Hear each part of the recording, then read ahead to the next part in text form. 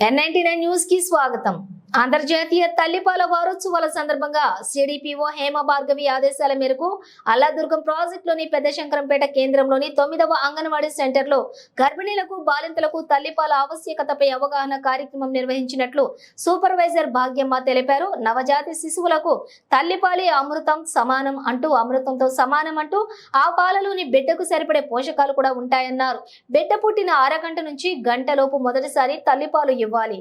మొదటి 3 రోజులు బిడ్డకు ఈ పాల ద్వారా కొలెస్ట్రాల్ అనే పోషక పదార్థం లభించడం వల్ల భవిష్యత్తులో దీర్ఘకాలిక వ్యాధులను నివారిస్తుందన్నారు. బిడ్డ ఆరోగ్యంగా ఎదగడానికి కూడా తల్లిపాలే ముఖ్యమన్నారు.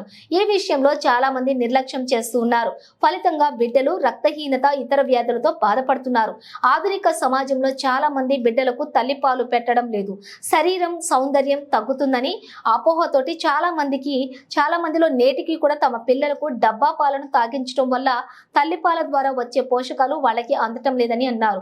దీనిపై అవగాహన పెంచేందుకే ప్రతి సంవత్సరం కూడా ఆగస్టు 1 నుండి 7 వరకు తల్లిపాల వారోత్సవాలు నిర్వహిస్తున్నారని తెలిపారు. ఈ కార్యక్రమంలో అంగన్వాడీ టీచర్ సరళ, స్వరూప, తల్లిదండ్రులు, పిల్లలు పాల్గొన్నారు.